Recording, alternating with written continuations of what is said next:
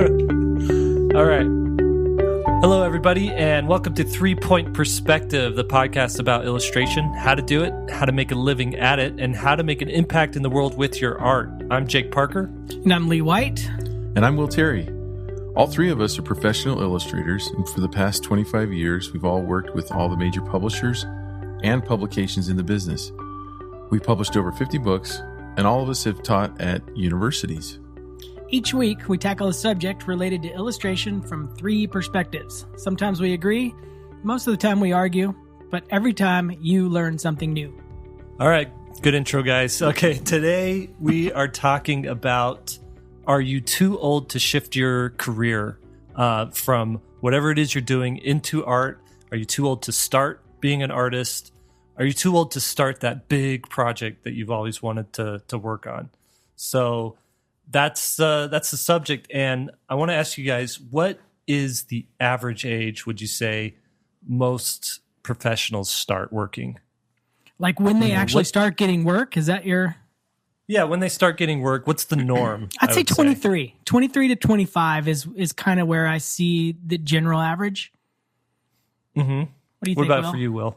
That's a hard question, because I've known people that are definitely older, and I've also known a lot of people that they'll graduate college and then they'll go get a job that's related to illustration, doing something like working as a graphic designer, maybe, or maybe they're like, I know one guy who actually like painted little figurines for years before he really started his illustration career. So I think a lot, if you're talking about job or free, I think you're talking about freelance, right?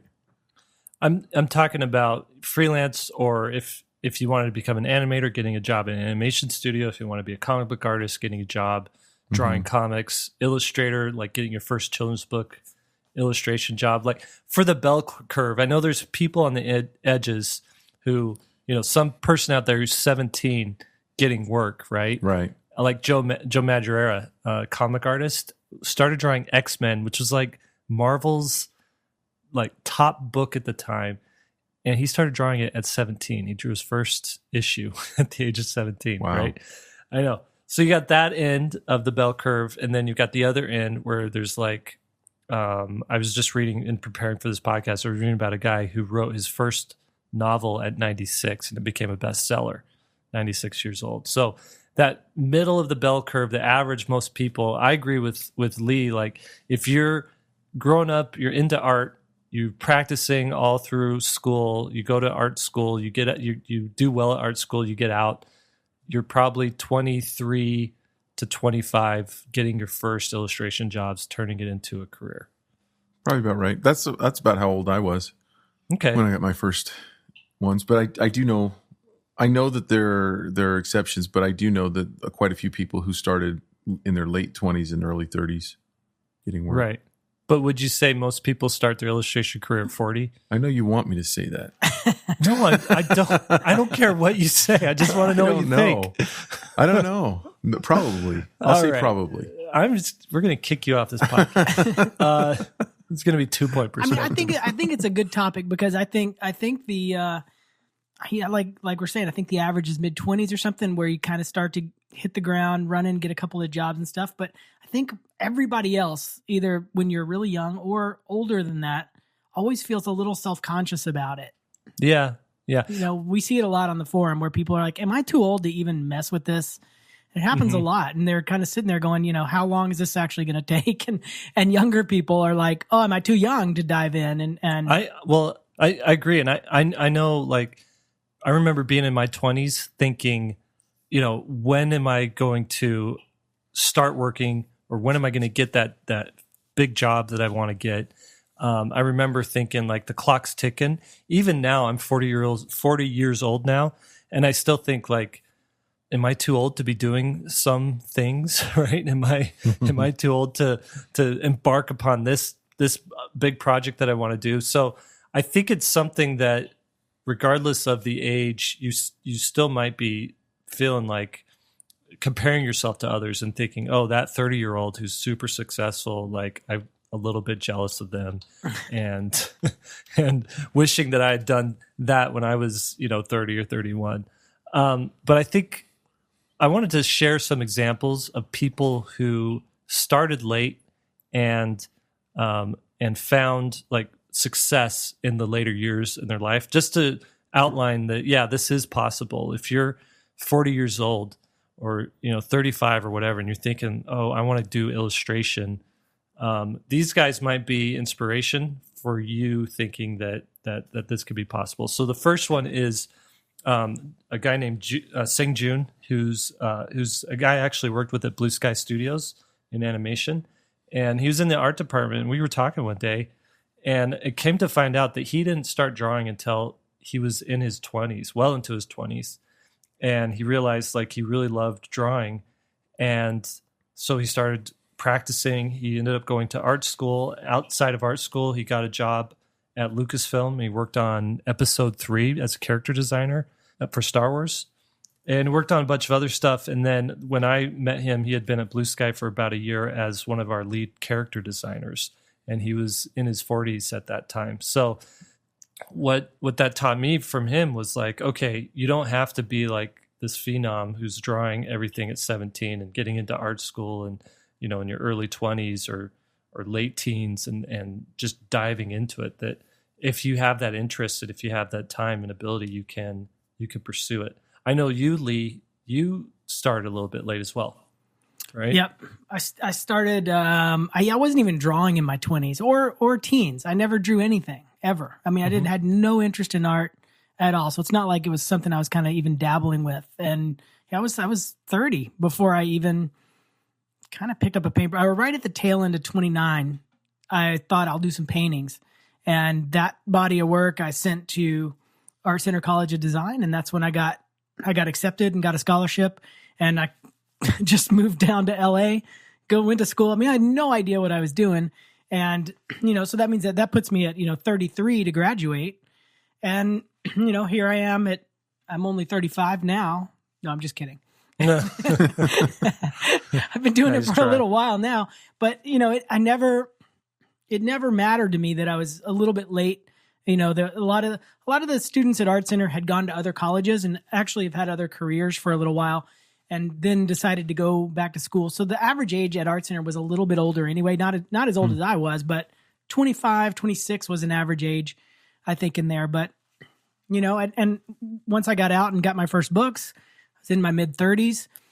And, I thought, okay, this is it. Finally, I'm getting into it. Now I look back on those books, and I was just getting started at that point. I mean, my work looks nothing like that did. And so everything, I continued to learn over time. It never stopped. And it wasn't like, whoo, I got in under the deadline. It's just this ongoing thing.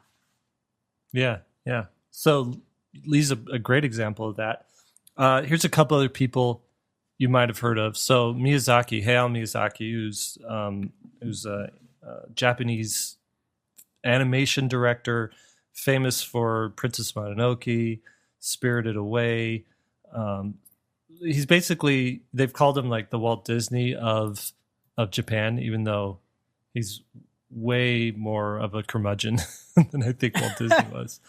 But he was in animation all throughout his career up until about 40, and that's when he decided to start his own animation studio, right? And I believe his first film before he even started the animation studio was Nausicaa. That wasn't done for Studio Ghibli, but Nausicaa was based on a graphic novel that he started also at age 40. So at age 40, he started the graphic novel, and he wanted to make a feature film from it. And since then, all the great Miyazaki movies that have been made were done post 40 years old. So I look at that and I think, okay, if you're 40, you still have 20 years, 25 years before the average typical age of retirement. That's a lifetime. Yeah, that's a huge amount of time to make stuff. I mean, yep. The other thing is it's like making art isn't like, playing football. It's not like it's hard on your bones, right? Like, so, I mean, I don't know about you guys, but I don't ever really plan on retiring. I still don't see ever retiring. Hey, just one little note about Miyazaki, if I can kind of divert the conversation just for a second. Have you guys seen the clip of Miyazaki doing the critique of the movie studio or the film studio that came up with the zombies. Yes. Yes. So Miyazaki got invited. I don't know if it was his company or another company that's making these basically software that you can program in all these, like, kind of like, I think the example that they were using was zombies, and it brought a different kind of movement to the zombies and stuff. And they were really excited about it. And and the zombies were super creepy in the way that they were moving around. And he gave, if you've ever think you've gotten a harsh critique, please look up this video, because Jake, right? And he rips into this whole studio saying this is an abomination to life itself. That's part of his critique. He was like, why would you want to create something like this? You know? Yeah. And he even said, like, I have a friend who suffers from a disability, and this is an offense to him in the way that those bodies are moving, you know? And you should have, like, the guys were so happy to show, like, their sensei, right? Miyazaki, look at what we've created. And their faces just drop. They're like pale white, you know, the blood just rushed out of their face, and he just rips into them. Yeah, that's a good one. Was he right? It depends on your viewpoint. I mean, it was really weird. If you like zombies, you probably think they're awesome. Let me interject somebody here. Mm-hmm. Going along with this idea of, you know, as you mature, you know, your art matures. Like you were saying, Lee, right? Your books today look totally different than they used to. Yeah. And I remember when Greg Manchis came out and gave a lecture at BYU, probably 12, 13 years ago. He had just done the cover of the book that was just published this year, Above the Timberline, or last year. And he mentioned in there, you know, so he unveiled that as one of his slides. And it's, if you don't know what I'm talking about, you can look it up, Above the Timberline. But it's a picture of kind of an adventure with polar bears, and they're climbing this snowy hill with mountains in the background. And he made the comment that he said, now keep in mind, he was winning awards at the Society of Illustrators and Communication Arts magazine for years. And he said 10 years ago, and that was 10 years ago when he was winning those awards, he said, 10 years ago, I could not have painted this. And that blew me away. I was like, wow. So when I was studying you in school, when I was still in school, you were doing award-winning work, and you are telling me now that you couldn't have done this even when you were winning those awards. And it just told me that, you know, and I think at that time he was probably about 50, and I think he's probably in his early 60s now, maybe. Yeah, I would say that. Yeah. It just tells me that if you really are serious about being an artist and creating the best art that you're capable of creating, you have to look at it as a lifelong goal. And you can't really, so this which goes into kind of another thing, which is, if you put a timeline on, I've got to be making money with my art by this date, I think you're doing it wrong. Mm-hmm. You're not allowing the natural processes of art creation to work. Mm-hmm. You know, I think that's fair. I think you also need a schedule for yourself. Sure. Too. I mean, I'm the type of person that if I don't set up like an actual goal and have something to look forward to, then it won't ever happen. Like I will never get there. Just don't judge your results based on that timeline. You know, like not the results, but you can judge. What you can control is how hard you work. Yeah. How long you work, when you start working. Right. I always go back to the quote where, you know, say you're 30 or 35 and you feel too old. You know, the quote that, you know, 5 years are going to pass anyway. You're going to be 40 at some point. Wouldn't you rather have done something interesting with those 5 years between 35 and 40 and tried to do this thing? Because it's going to pass. The time passes anyway. You might as well do it. Here's another question to interject is, do you guys think that someone starting later, would the art that they create be the exact same art they would have created 20 years earlier? Absolutely not. I mean, you come to it with a ton of experience. I mean, that's the beauty of coming to art later, because you've got this wealth of you've had jobs, you've lost jobs, you've had relationships, you've lost relationships, and all that kind of plays into, I think, a more informed kind of art. You know, I don't know if you guys experienced this, but teaching full time at the university, I had students all different ages, and typically my better students in terms of the content of the work was the older students. Yep. I think also too, you've figured out how to work. You should have by that age. You know, you have a good work ethic, and you know you don't quit until the job's done. You know that because you've lived through a certain amount of life, you just know, okay, I have to do something 100 times before it starts to feel natural a little bit. So you're not getting frustrated. I have to bring up Gina Jean. Okay. So I had her in class at UVU. She's, I would say, maybe in her early 40s, mid 40s, something like that. I'm guessing. I hope I'm not way off. Never guess a woman's I age. know it's bad, but to help people out there that might be, you know, not in their 20s or 30s anymore, you know, she came back to school, and she turned in some of the best projects in the class, and she was the most insecure. She came up to me on the first day of class and just said, I don't know if I should be here at all. I haven't done this forever. I've been doing kind of graphic design stuff, but not drawing. I'm very embarrassed to put my stuff up. And what was interesting was the first few assignments she put up really did show that she hadn't been drawing. But the thing she did was she had the work ethic like you're talking about. And she worked so hard at hitting all the things I was trying to teach, all the principles, that she turned in easily a couple of the best pieces in the class. And so if someone is contemplating and asking themselves, am I too old?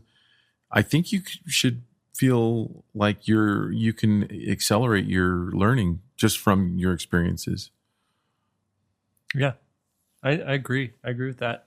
Well, and, to add to Will's, another thing that I noticed about older students versus young students is that older students are okay with learning something without the instant gratification of it either showing up in the work immediately or just going through the exercise for another motive, like learning perspective. It seems like younger students were a little bit reluctant to it, or it seemed like eating your broccoli to them. The older students ate it up because they're like, oh my gosh, I can use this here, here, here, and here.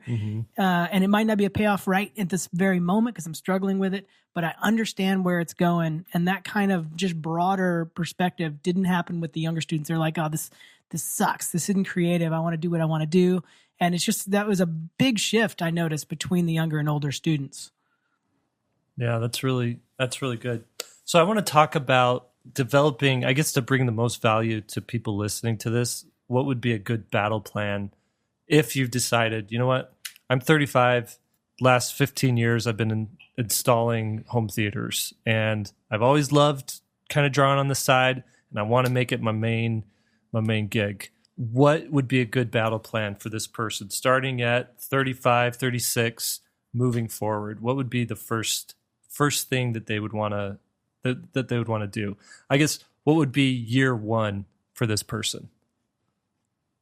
I have my own ideas. Should I just go into those ideas? Well, yeah, you can go ahead and we'll add to it. Okay, that sounds good. All right, so year one, your first thing isn't going to be like making anything cool. Year one is going to be mastering your craft. That's all you got to focus on in year one. And so I think in this first year, you're definitely going to want to keep your day job because no one's going to hire you right away to draw anything. But I would say each day out of the week, set aside 2 hours to just focus on your craft. Draw for 2 hours a day. I would say also in that first year, enroll into some sort of class. You could be at your local community college. It could be online. There's schools like svslearn.com, which we all participate in, that teach basic fundamentals. I know there's Schoolism and CGMA also teach. There might be a little bit more advanced, but what you're looking for when you're enrolling into these classes is you're looking for classes that teach you the fundamentals of art, beginning classes, just to brush up if you've maybe distanced yourself from art over the years, or you're coming at it fresh. And what are the fundamentals you're going to want to learn? Perspective, light and shadow, composition, some figure drawing, anatomy, those types of things, like how to draw hands, heads. You're going to want to learn color. What else? How to use line, shape, and tone in your work.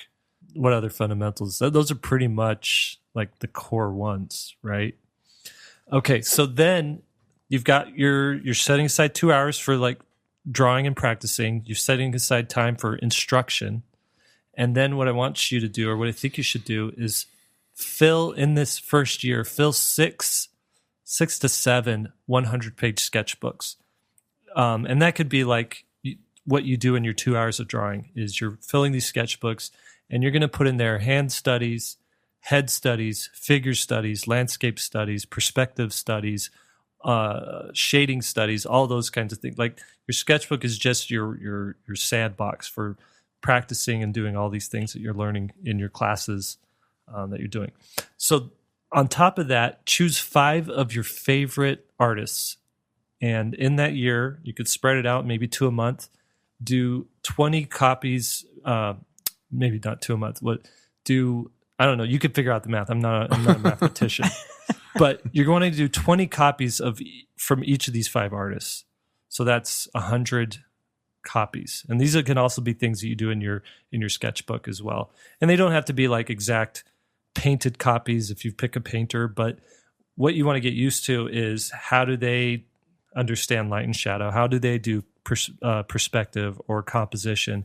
And each copy that you make, whether you're just doing a shrunken down sketch study in your sketchbook, or you're trying to do an actual replica, you're gonna learn so much from just going through the motions of trying to deconstruct what that artist did. Your first 10 are going to be horrible. Your first 50 are going to be horrible, but maybe by that 100th one, it might actually start looking really good. Now, when you say they don't have to be exact copies, as a teacher, I start to worry because you know how, you know what I mean? Like, and I see Lee over there. Yeah. I mean, my criteria for the master study was I shouldn't be able to tell them apart.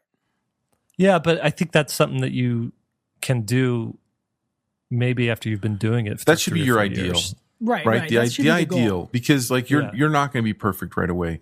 But if you give yourself like, this doesn't have to look anything like this, then, right. like you need to know that if you went to a school like the New York Academy of Art and you did a master copy in class, if you got accepted into that school, they would be looking for an exact copy. Like I can't tell the difference. Yeah. Mm-hmm. I mean, if I could tell the difference in my class, it automatically dropped to a B or lower. Okay, so shoot for not getting a B or lower with your copies. Honestly, I kind of feel like it's the spirit of that rule versus the letter of it. Like the spirit of it is you just want to learn how that artist did it.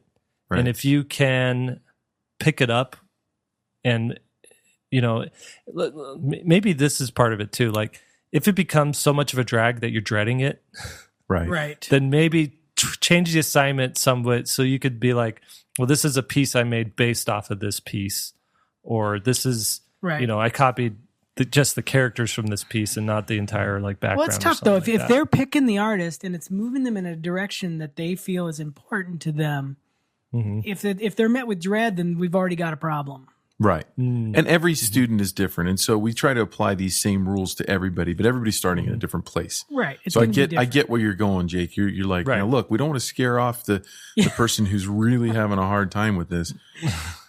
Just knowing where the goal is and also knowing that you've got a lifetime to perfect this, right? Well, and also realize like to speak to Jake's point, you are going to fail at some of these. I mean, that's just that you're not going to be able to copy John Singer Sargent perfectly.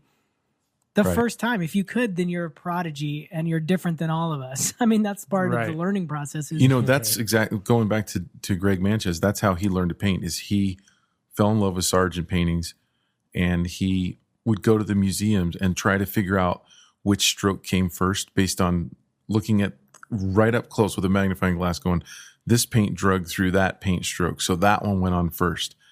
What about what was under that? and trying to figure out, like, in order to paint this face, it was very minimalistic paint strokes, because John Singer Sargent painted really painterly, and that's Greg Manches's style. Mm-hmm. And the important thing there for me in hearing him talk about his deconstruction of Sargent was how he understood, in order for him to paint like that, he had to be in his head as much as he could without being able to interview him, without being, he was long gone. And anyway, that was neat to hear that. Yeah. That's really cool. I've got one. Cool. I want to kind of shift that first year just a little bit, or ask you guys a question, because I don't know where I land on this, but I want to throw it out there. Mm-hmm. I used to kind of give the same general direction in classes, whether it's online or whether I'm teaching at school, and I started to notice that it, depending on where the goal is, that maybe that should change a little bit, because some people may be coming at illustration as almost a graphic designer. Like look at John Klassen, like, would be a great example. Mm-hmm. If somebody's looking to do this really heavily stylized, non-perspective kind of drawing, should they have to go all the way around and learn all about all this other stuff, and then try to come back to the simplified style of drawing that is not based on that? And what scares me about that is sometimes it's really hard to come back once you've learned all the perspective and all the figure painting and all this stuff, to actually get back to that simplified graphic design style is very, very hard to do. One person I think of when I'm kind of mentioning this idea of this, of learning things can actually derail you, or depending on the direction can derail you, was Craig Mullins. If you guys know him, he's a fantastic, very painterly painter, even though he paints digitally, working in the entertainment industry. And he went to Art Center and studied industrial design and went all the way through 4 years or whatever, however long it took him, went through the whole program. And when he got done, he's like, this drawing style is way too slick. It looks too methodical, I guess. And then he went through 4 years of the illustration program just to try to get rid of the industrial design look. Wow. And so he's coming, and so he was coming out extremely powerful because he had all the drawing skills. Right. Not that I'm recommending anyone do that method, but I'm just saying, that's the long way around. If somebody's going to do that simplified style, should they make that first year line up with that goal, or should everybody study the same foundation? That's a good one. That's a good question. I don't know. Well, this might be part of your first year thing as well, is to seek advice from a professional and just say, hey, this is what I want to do. These are my goals. What do you think I should do? Because I don't want to give that specific advice to somebody. I don't want that to be broad advice. Like, if you want to do Harry Potter book cover style, Marie Grand Prix, then forget the perspective. You don't need to learn that, because I kind of feel like you do want to learn it so that you know how to fudge it. You know how to do it in interesting ways. That's a good question. Well, we're gonna give Will's email, and so if you have questions about what path you should take, just email Will. It'll be in the show notes. But I think going right along with that is you've got your 5 artists. You're doing your studies of them, your copies. But I think the other thing you need to do, and this is interesting, when I meet students who want to be children's book illustrators, and I'm like, great, who's your favorite children's book illustrator? Marie Sendak. Yeah. I'm like, okay, who's your favorite illustrator from the last 5 years? They really haven't been watching. They really haven't been looking. And I think different genres or different mediums sort of have different people, I think, follow them a little bit more than others. Like, if you meet a comic book artist, they could probably tell you 10 comic book artists that they love. But illustration is such a broad thing that I think what you need to do in that first year is educate yourself on what you want to get into. So if it is children's book illustration, then every week check out children's books from the library and just study them and read them. Maybe do 5 a week and go through them. If it's comics that you want to get into, know what's going on in the comics and look at not just what happened 20 years ago in comics, but what's happening today in comics. So that should be like a part of this year 1 curriculum, is is filling your creative bank account with what these people in the industry are already doing. And then the last thing on this to-do list for year one is state your goal publicly. I want to be a children's book illustrator in 5 years, or 3 years, whatever it is. Share it with people in your life, but also share it online, and set up your social media in a way that you could share your progress in what you're doing. Now, this is something that you just are doing as a groundwork, I think, to kind of give you some accountability. Because I said I'm going to do this, and I might let down people, or I don't want to be a person that goes against what I said. And it's not so much as doing it to get followers. It's just as a way to post your progress more for yourself than for anybody else. You will get followers. If you post regularly and show your work and teach people what you're learning as you go, you're going to get people who want to follow along on your journey. But that's secondary to you just using it as maybe a journal to chart your progress so you could see where you've been, but also to keep you publicly accountable in what you're planning on doing. All right, so that's year one, and maybe your year one takes 2 years. Maybe it takes 3 years, but that is, we should call it that. That's your phase one, is master your craft. Okay, phase two, and if you're super motivated and you have the time to do it, it could take a year. But moving on, once you've done that, your next phase is to build your portfolio. Okay, so now you're upping it. You're not just doing 2 hours a day. Now maybe you're doing 4 hours a day. All right, and you're taking your classes to the next level. So instead of beginning classes, now you're doing intermediate classes. And a lot of these online schools, even at svslearn.com, we have more advanced classes as well. So now you're into these more advanced classes, and maybe you're taking some live classes where you're getting some one-on-one interaction with the teachers.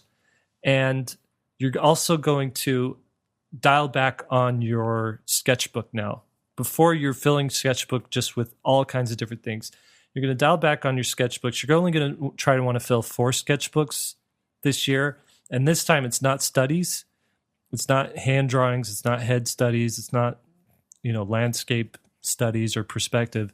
It's going to be concept art for whatever it is that your portfolio is going to be. So if you want to be an illustrator, you're going to fill it with ideas for your children's books that you want to do, or illustrations that you want to do. If you're a comic artist, it's ideas for characters that you want to draw. It's your version of Wolverine or whatever. Okay. One thing I would suggest you do now in this second phase is the Draw 100 Somethings project. And I have a YouTube channel that I talked about this. But what it is you pick one narrow subject matter like boats, and then you design 100 different boats. Or maybe it's trees or flowers, and you design 100 different flowers. I did it. It was little robot, like gummy robot guys. I designed one of them, and I took the same face and the same sort of rounded style and did 100 different iterations of it. And I've seen other artists do like 100 different spaceships, 100 different like dinosaur designs, things like that, 100 different robot designs. So what you want to do, and what this thing is going to teach you, if you're whether you're an illustrator, whether you're a comic artist, whether you want to be a concept artist, anything like that, is it teaches you to not be satisfied with the first 2 or 3 or 20 designs that you do, but to teach you that the true creativity comes when you have completely drained all of the easy, low-hanging fruit, and now you got to go digging around and finding inspiration and trying to do things that you never would have figured out to do in those first 20 passes. Now, what did you do when you got to 100?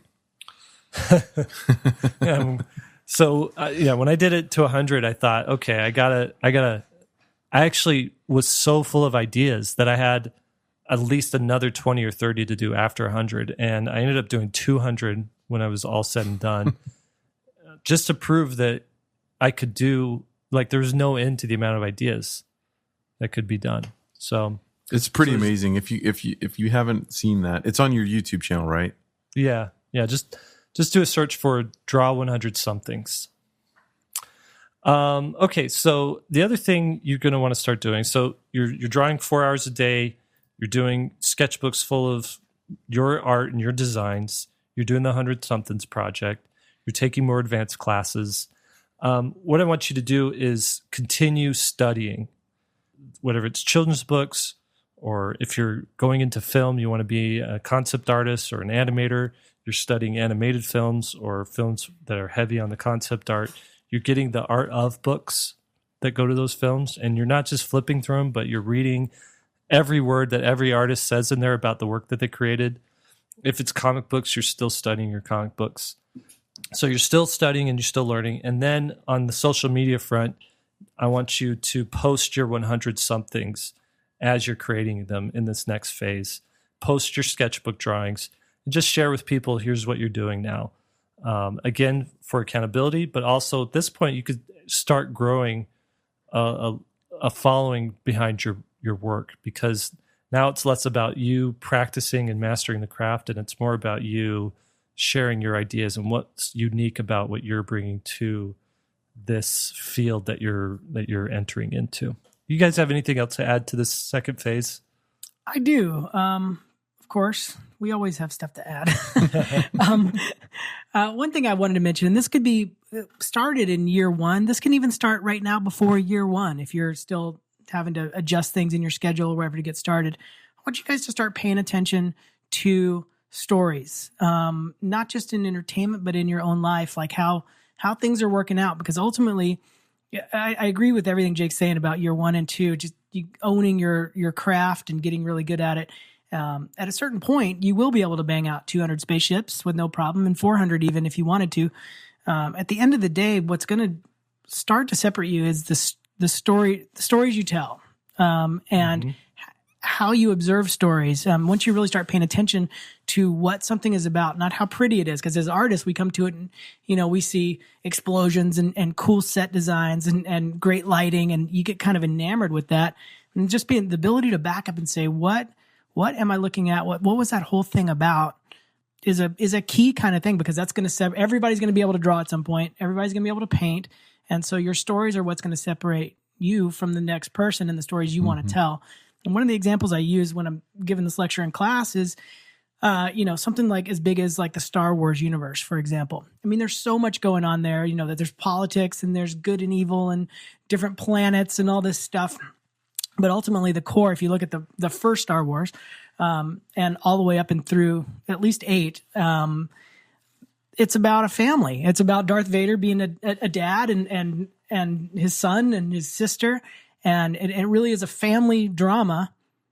And that's the basis of it. Like that, if you look at it, start to look at it, what is the stories about as separate from the details and all the special effects and all that kind of stuff. And so when I go to a movie, that's what I always talk about with my friends or my wife is not necessarily what specifically happened, but the broader view. What was the story about and how did they tell that story? And you can really get some great insights to storytelling and story building and making your own stories by doing that kind of careful analysis. I think that's really important, and I'm a little embarrassed that I kind of overlooked that side of it. But yeah, you don't want to just be a vapid artist, and I see these artists that can draw beautifully, but I'm unimpressed because they're not saying anything. Yeah, they're not saying anything, or they're saying something that's been said, 100 times before by other people better. Yeah, that's a good point. The other thing I would add in there, and it just really quickly, is to be conscious of the style that you have that should be slowly starting to emerge. We did a really good, essentially a podcast, but it's a YouTube video, or not? I guess it's on our website, the Finding Artistic Style. Yeah. The idea there is not like what Lee and Jake are saying. Is you definitely want to separate yourself from what's being done. So you want to know what's being done, you want to consume what's being done, but you also want to really start developing your own ideas. And without going into it, because we did a whole thing on that. If you watch that, it'll tell you how to develop that style. But that's so important. Yeah, I agree. All right, so your phase 3 now is I want you to start thinking about making an actual product from what you're doing. If you're wanting to get into comics, this is where you actually kickstart your comic. You start drawing pages, you start making a thing, and you either Kickstart it or you sell and print and sell like your own book. If you're an illustrator, I want you to actually make an illustrated book that, whether it's through a publisher or not, it's something that you've created that comes from you. And the reason for this, even if you're getting into concept art and you want to work for a film, concept out like your own idea. Okay, so you're taking your story ideas, you're taking the things that you've been sketching out for all through phase 2, and in phase 3, you're making it reality. And the reason for this is, number one, it shows you and it teaches you how to start a project and finish a project. And that's more important than starting it, is actually finishing a project, not just having this thing drag on. And the reason you want to have an actual product that you've made is because that suggests a finality to it. If it's just a project, it could go on forever. But if your goal is to print a book and sell it, then you're done once you've printed that book and sold it. Okay? What that's going to teach you not only is how to finish, but it's going to teach you a little bit of marketing. It's going to teach you a little bit of the behind the scenes of production. It's going to teach you how to be a salesman. Marketing and sales are two things. Marketing is just getting the word out there. Salesmanship is closing the deal. You're just going to put you in touch with the whole production line, who prints things, how to get a thing printed, and what to look out for, and when things screw up, how to fix it. And all that's going to help you when you go into whatever professional field that you want to get into.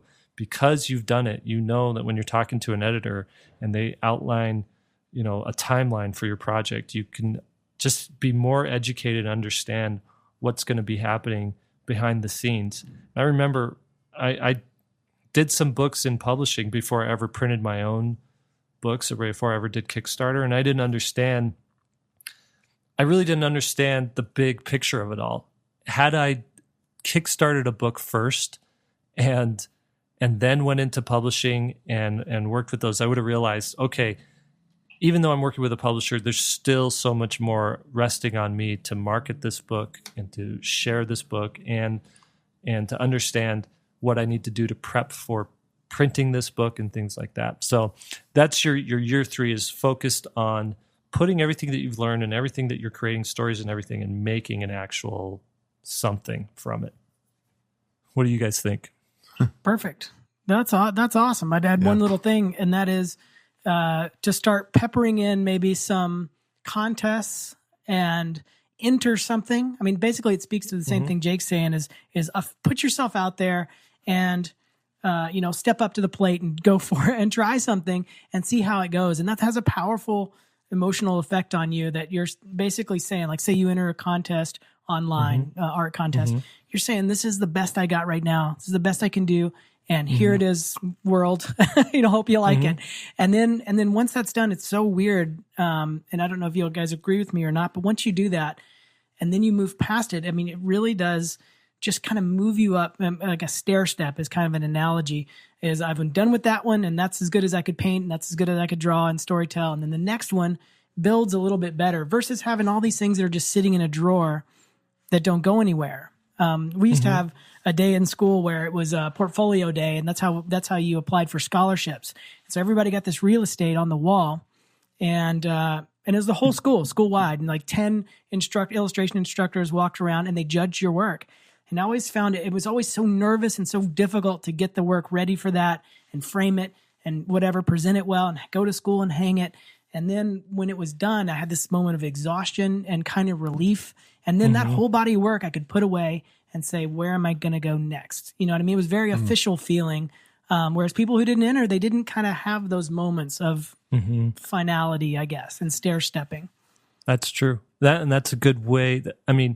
I guess the point of this is to teach yourself how to finish and present something. So if it is a contest, that's another great thing to do. And I think part of that contest thing and part of doing your book and things like that also helps you flesh out a network. Because if you're going to be successful in this career that you're embarking upon, you have to know people in that career, and you have to be a part of the world that's doing that. And the best way to do that is to make something and put it into that world And the people who see that are going to want to know who made it. They're going to know a little bit more about you. And you can use that as a calling card to start building out a network of people that you're going to need, both who are on the same level as you, who are above you, and also people who are below you as well, as far as where they're at in their careers. And you'd be surprised at what kind of jobs come your way from all three of those types of things. If someone above you hears about you and thinks, I want to throw this person a bone because I really like them and I see what they're doing, that's a good way to get work. Someone on your same level just might not have enough time to do everything that's on their plate. So they may say, I've got a job coming in. You might be the perfect guy for it. Are you available? Right. And then you'd be surprised who follows your work, who maybe aren't even professionals, but they have connections as well. And they have opportunities and things that they want to do as well. So start building out that network by making things and putting them out into the world. Very good. Can I add one thing here? Mm-hmm. The part where you have at the bottom there on, I guess it's the bottom for us, but for listeners, it's just floating around in the. Gee whiz. Study a film a week, study a graphic novel, study a book a week. That is the part, and I can speak to this because I ignored that. I had this crazy idea that if I looked at other people's work, I would be copying them. I would just become them, and I wanted to be original. And I think that the ideal of wanting to be original is very noble, but originality comes from taking and combining and looking and paying attention and studying. And I just needed someone to grab me in school and explain that to me, and right. I would avoid a lot of times. I missed a lot of really good visiting lecturers, visiting artists, because I thought, well, I'll go make art instead. I'll use this time to make art. And, and what I was really doing was going the long way around the barn, and so it's so important that aspect. I can't say that enough. Yeah. Keep feeding yourself. Yeah. All creativity is connecting dots, connecting dots that other people didn't think to connect. And in order to connect dots, you have to have dots in the first place. Mm-hmm. If you're not filling your brain, I call it the creative bank account. If your creative bank account is dry, you have no creative capital to work with. You have no dots to connect. Yeah. My goal is, when you see a piece of my art, is I want you to just like it, but you don't know who I was looking at that day, Yeah. Because I'm trying to conceal all of my influences. Sometimes if you're paying attention, you might see some of them, but most of the time I'm combining enough things that you'll have no idea how I connected those dots and got where I got. Mm-hmm. I agree. All right. Is there anything else we want to add to this thing? I just want to, if not, I want to close out with this question. I have one more. Thing. But it's a question. It's not an additional thing to add to the list. Let's do it. A lot of people may be listening, since this topic is on coming to art, maybe a little bit older, or a different age than 22 to 25. I can just imagine somebody listening and saying, I'm trying to I'd love to do this list that you're talking about. I've got a job and I've got kids and I've got a wife or a husband, and how should we speak to that at all? Like, how are you going to organize this if they can't draw 4 hours a day because they're at a 9-to-5 job? And, just should we talk to that at all? Yeah, maybe so. Here's what I say about that. This is going to be tough love, Jake. Uh-oh. You have 4 hours in a day, okay? You're at work for 9 hours, maybe 10 hours, okay? There's 14 hours left in the day. 14 hours. Maybe you shave off an hour of sleep. Maybe you cut out all of if you've watched an entire series on Netflix, then you have time to focus on your career in art. Those are harsh realities we don't necessarily want to hear, Jake.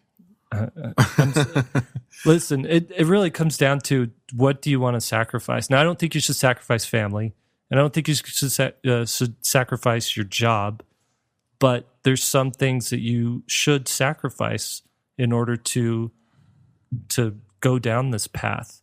And I think it also involves a very serious conversation with your your spouse or your significant other or whoever is in your life that this is going to affect with you spending more time doing this. And the discussion just goes like this: hey, this is something I feel really strongly about, and I want to devote this amount of time with it, but I don't want it to come, let's work out a plan where perhaps, Thursday, Friday nights are spent doing this, but you get me Saturday and Sundays, or maybe there's 4 or 5 hours you can work on the Saturday and just say, this is my time. You're going to have to work that out. That's the important part is coming up with a schedule, whatever works for you. If it's not 4 hours, maybe it's 2. I mean, you can get so much done in 2 hours a day. It's ridiculous.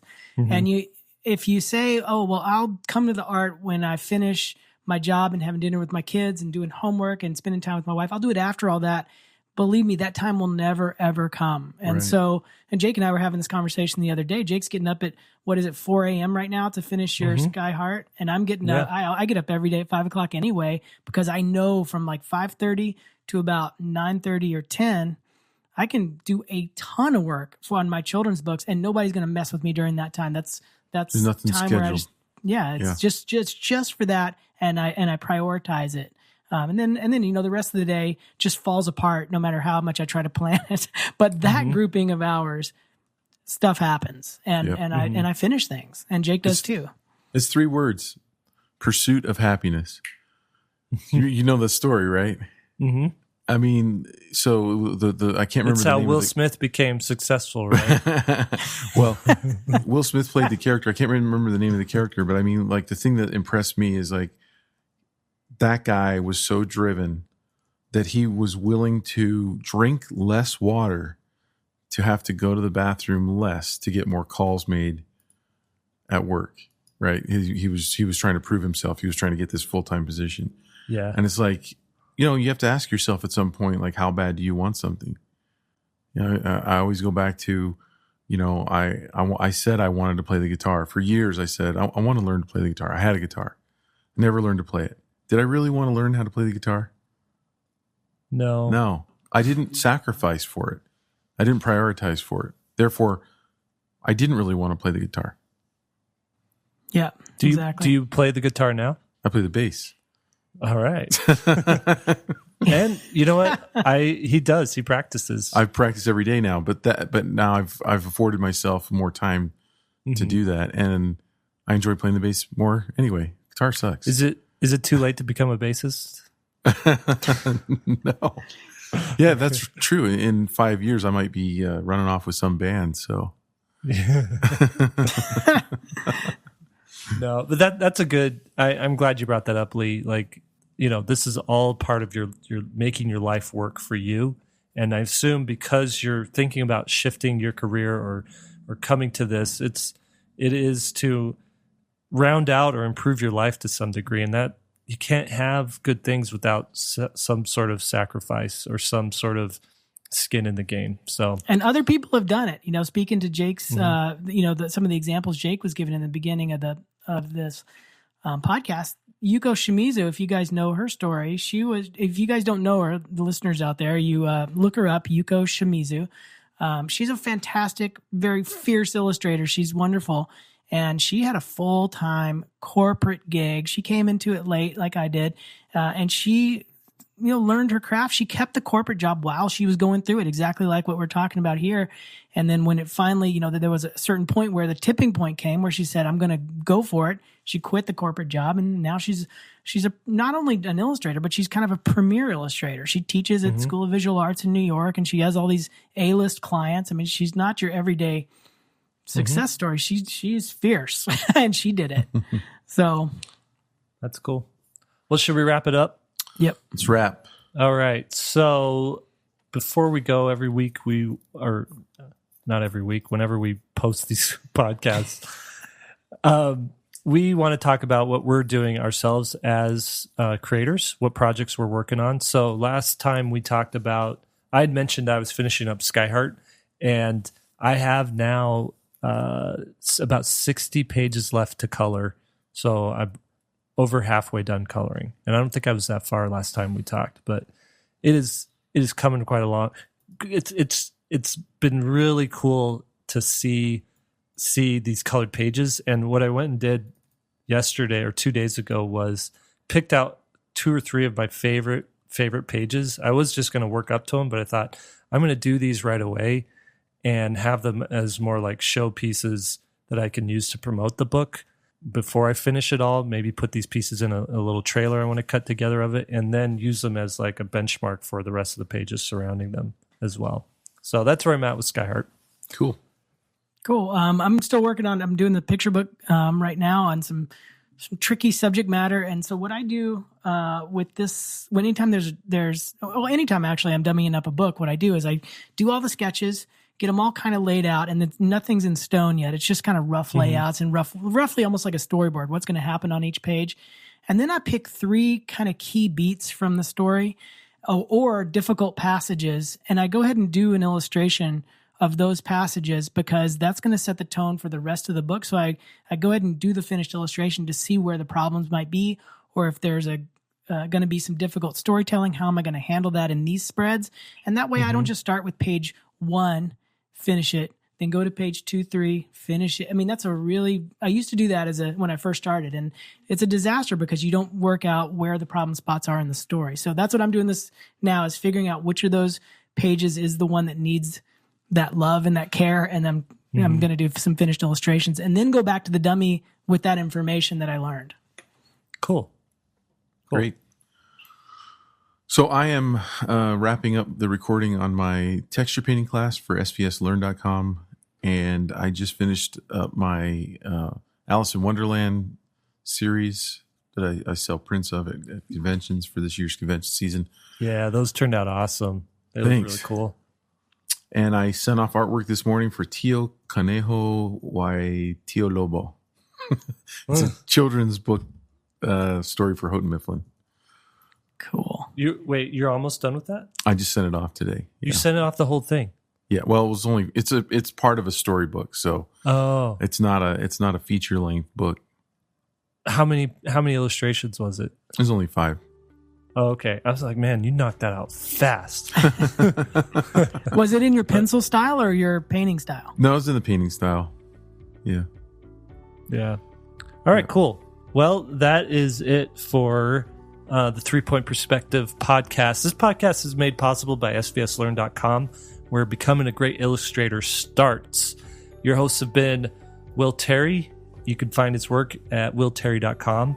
His Instagram account is willterryart, and please check out his YouTube videos. Those are pretty fun to watch as well.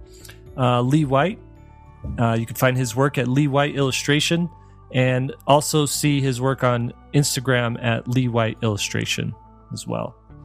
And then I'm Jake Parker. You can see my work at mrjakeparker.com. On Instagram, I'm at Jake Parker, and I'd appreciate it if you checked out some of my YouTube videos as well on YouTube. Just do a YouTube video, Jake Parker search on YouTube. Did you guys have anything you wanted to add to that? Okay. Only my Instagram is Lee White Illo. Oh, it's Lee White Illo. Shoot. Okay, I'm going to switch that on the show notes. For some reason, I thought that's actually, that's smart to have it be the little bit shorter, condensed version, Lee White Illo. You might want to think about that for your .com too, huh? Yeah, maybe. It's long. All right. Okay, if you like this episode, please share it around. Subscribe to it on iTunes and leave a review. We'd love to hear what you think. If you're wanting to join in on this discussion, log on to svslearn.com on the forums that we have there. There's a link to the forums where we're going to have this podcast posted in its own thread. Chime in over there and let us know what you think. If you started your illustration career late, what challenges are you having? What challenges did you face? We'd love to hear that. All right. Thanks, everybody, and see you next time.